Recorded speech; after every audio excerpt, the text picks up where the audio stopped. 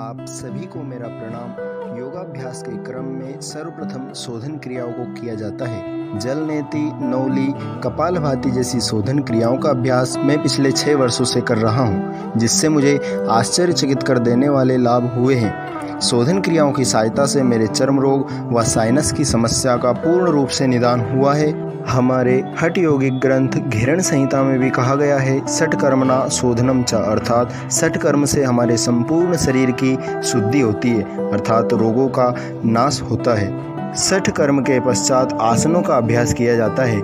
आसनों के अभ्यास में मैं नियमित रूप से खड़े होकर किए जाने वाले आसन, बैठकर व लेटकर किए जाने वाले आसनों का अभ्यास करता हूँ। आसनों के नियमित अभ्यास से मेरा शरीर सुदृढ़, लचीला व हल्का हुआ है। आसनों का अभ्यास अपनी क्षमता के अनुसार करना चाहिए। जिस आसन में आप जितनी देर सुखपूर्वक रुक सके उतनी देर रुकना चाहिए। महर्षि पतंजलि ने आसन की परिभाषा देते हुए कहा है, स्थिर सुखम आसनम, अर्थात हमारे शरीर की वह स्थिति जहाँ हमें स्थिरता व सुख का अनुभव हो उसे ही हम आसन कहते हैं। जब हम नियमित रूप से योगाभ्यास करते हैं तो हम समग्र स्वास्थ्य को प्राप्त करते हैं, अर्थात हमारा शारीरिक, मानसिक, सामाजिक व आध्यात्मिक स्वास्थ्य संपूर्ण रूप से स्वस्थ होता है, अर्थात हमें समग्र स्वास्थ्य की प्राप्ति होती है। इसीलिए हम सबको नियमित रूप से योगाभ्यास करना चाहिए। यदि हम योगाभ्यास नियमित रूप से करते हैं तो निश्चित ही हमारा शरीर स्थिरता, सुदृढ़ता एवं निरोग होगा।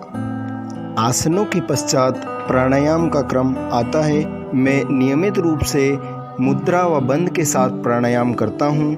हमारे हठ योगिक ग्रंथ हठ प्रदीपिका में कहा गया है, चले वाते चले चितम निश्चले निश्चलम भवेत्, अर्थात वायु के चलायमान होने पर चित्त भी चलायमान होता है एवं वायु का निरोध हो जाने पर चित्त भी निरोध हो जाता है। अर्थात प्राणायाम का नियमित रूप से अभ्यास करने पर मन स्थिर व एकाग्र होता है।